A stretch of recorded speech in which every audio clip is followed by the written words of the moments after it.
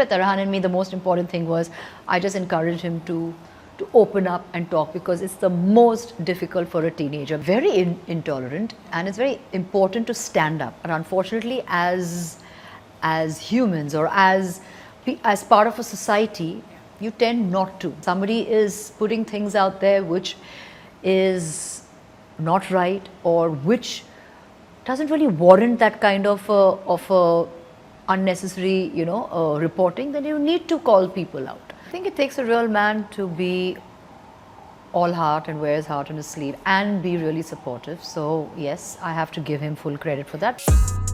Okay, it might just be for a few minutes, but we're very excited to be moving in with Maliaka Arora. Hi!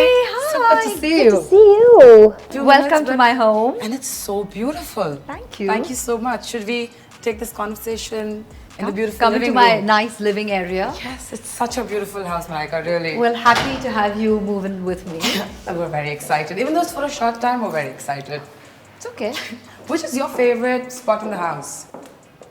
The kitchen. I can do my thing there, Yeah. create things. I love it. You know, Malaika, you're known to be a very private person, right? You're someone who does not really do a lot of interviews and come out and talk a lot about things. So what made you say yes to a show like this that kind of puts the spotlight on your personal life? I think more about my personal life. I think it's just about me. And yes, I'm not somebody who's ever been very vocal, or who's ever been somebody who likes letting too many people into my personal space. I don't like it, because I like my personal space to be private. Absolutely, I totally agree. This is more about me. This is more about the person that I am, the things that I feel I want to talk about, things I feel I want to put out there, things that I feel that are very close to my heart. And in the process, also you get a little glimpse into my personal space, but that's about it. I know for a fact it's not, there's only that much that I'm going to show. Yeah, of course. I mean, there needs to still be mystery around Maliaka Arora, right? There has to be that mystery, otherwise what's the point? We've learned a little bit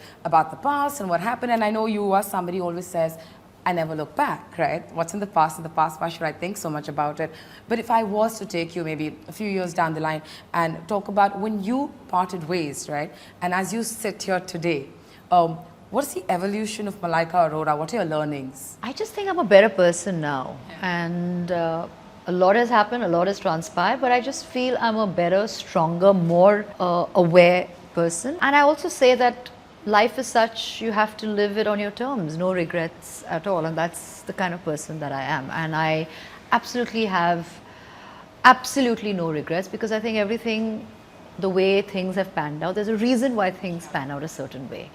And yeah, and I'm really happy, because I think I'm just a better person now. You also said that, Arhan was the reason that you're doing this show. And of course, we all know what an important part he is of your life, right? I mean, it's not Arhan is the reason. I think Arhan was somebody who I checked with. I was like, hey, what do you think? Should I do the show? And he was like, Mom, are you sure? You're just, you don't ever mix your personal and your professional life. So, which is true. I don't ever do that. But then when he kind of heard the flow and how it's going to be and the kind of things that we're going to touch upon, then he said, yeah, I think you should. He says, because he says, I know whatever you do, you'll do it really well and you'll do it really classily. So so when I watch the two of you, I keep thinking about the transition. It takes a lot, right? What was it that you did as a mother to ensure that Arhan had a really secured environment, especially when there's someone new entering your life? I think the most important is to hear them out. We hear, but do we actually listen? So I think you need to listen to what they're saying. You have to be aware of what his feelings are. He has good days and bad days. He's a kid, so someday he will wake up completely, on top of the world. There are days where he's not, because obviously there are things that are probably, bothering him or upsetting him or bogging him. So, that's life, right? But you have to be aware of all of it. And it's most important to listen to what he has to say. Good, bad, ugly. If he feels a certain way, you should encourage your child to speak about it, as opposed to bottling it up and, not wanting to talk about it. And I think it's also by the grace of God, I also do have a very nice support system around me, my family, my parents, my sister, my brother-in-law, all of them. I mean, I've got a really strong support system. So my friends, so I know at any point they're all there, they're all around, rallying around, making sure things are fine. So I have to thank them also a lot, because they really were around when things were not so nice. But I think with Arhan and me, the most important thing was I just encouraged him to open up and talk, because it's the most difficult for a teenager, because you have to be prepared for a teenager to slam the door to your face at all times. I mean, that's the most common thing for a teenager. But I think you just have to, and don't let that upset you, because that's also a child's way of expressing, whether it's slamming the door in your face, or whether it is not answering your texts, or not picking up your calls, or actually wanting to sit down and have a chat with you. This is just their way of expressing, so hear them out. Yeah, that's why I keep saying, even as adults, right, sometimes we don't know how to maneuver or express our emotions in the best way possible. So sometimes you need to just discount what they're also going through. Absolutely, which we don't. Yeah. We actually, like, if they behave like that, you're like, their first instinct is, how dare you? How can you talk to your mother like that? Where are your manners? But you've got to let them also express themselves. I mean, just the way we go through our emotional highs and lows and get, pissed off. I mean, kids as well. I mean, and I think that's the only way you will actually be able to tell them right from wrong and mold them into, or more than molding, or just letting them grow up as individuals with a personality. That's it. Yeah, yeah. Malaika, talking about kids, family, today in the day and age that we live in, there are so many insensitive things that are sometimes said about us. There are rumors that are not great and we don't want to talk about it. How important do you think in today's day and age it is for us to stand up and take a stand on these things? Do you think we are a little ill-tolerant as a society sometimes? Very intolerant, and it's very important to stand up. And unfortunately, as humans, or as part of a society, you tend not to, because you don't want to rock the boat, you don't want to say something which will unnecessarily create further aggravation, or further fuel something. So your instinctive nature is to say, forget it. It's all right, just sweep it under the carpet. Tomorrow's a new day. Yesterday's news is yesterday's news. So, or yesterday's news is someone's toilet paper. It's literally like that. Yeah. So that's the way you look at it. But I think that attitude is a wrong attitude, and somewhere you need to change that. I may not be the ultimate voice to change that, but I think if we collectively come together and actually say something about it, then that's the voice to reckon with, because then it's many more people saying a certain something, but someone's got to say it, someone's got to do it, because you're always so scared about or worried about what someone will think, or what someone's going to say.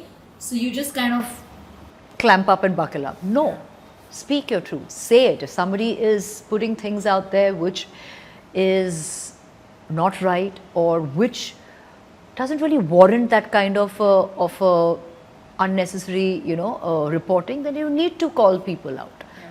I mean, we do that. I mean, why not? It's about time you stand up and call people out for the bullshit that they say. I think there are a lot of people who are doing it now, because I think they're also thinking like, and and it's amazing. And I have to say that there's far more women than men who do it. Absolutely. I mean, without trying to, kind of have a prejudice over here, but if you see, it's the women who stand up and say a lot more. It's a very handful of men who actually come out there and say something. So I feel good. I feel happy and proud that women actually do that. Arjun seems like someone who's very high on emotional quotient. Every time you watch his interview, you feel like he comes from a place of all heart.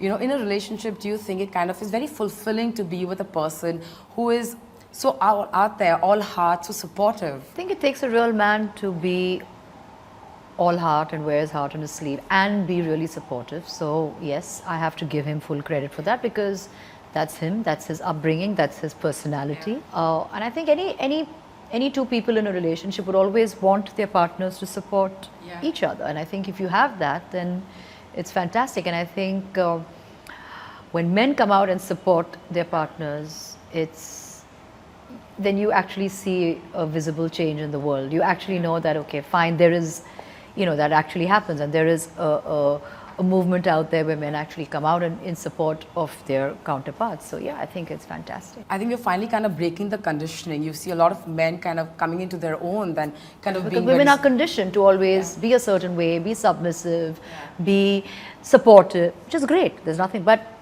But that's how we're conditioned, and men are always supposed to be the ones who shouldn't be,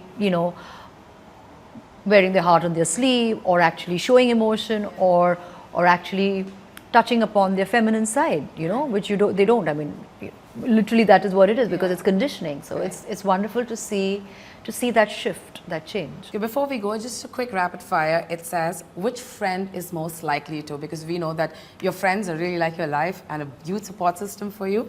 So first one is to make a plan and cancel last minute. Make a plan and cancel would probably be, I would say, Lolo. Okay, really? Yeah, actually I've heard that she also escapes parties and she doesn't really like to go out much, right? I guess, yeah, she would be the one most likely to make a plan and then cancel. Okay. Life of a party. My sister. Yes. Source of endless gossip.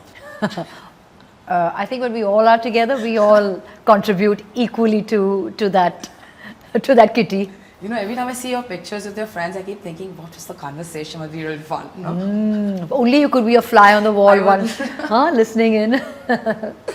More than gossip, I think we all just. And I think when you say gossip, people have this thing. Negative connotation. A negative connotation. And it's not about pulling somebody down or hurting someone's sentiments. It's just women talking. It's women enjoying each other's company. There's so much to talk about. It's just harmless, fun, playful banter. And let me tell you, every time you see us, you'll always see us laughing or giggling in that moment, because either somebody has tripped, somebody has dropped something, or someone has said something. So we're always caught in that moment over there. We're always trying to stifle or control a laugh, because otherwise we'll be hysterical. Answers your call even if it's 4 a.m. in the morning. I think all my girlfriends, all of them would be. I mean, it's difficult to pick that one name, but if I had to pick a name, then I would say my girlfriend Vabi. Someone you go to advice for. I think Bebo. That one friend who's always ready for an adventure. No, I think we're all of us. I think if it's an adventure, then we'd need all of us to be on this adventure. What's the point of being on that adventure? No one says no, let's do it. Okay, my last one. Who's that one friend you should never sit next to in a serious situation, because you're going to laugh? You're not supposed to, but there are friends like that, right? My God, who would that be? I would actually say Karan. Yeah. Oh. Yeah, because he would just crack me up about something. Yeah. All right. Thank you so much, Malaika. Good luck for the show. Thank you. Thank you so much. Thank you.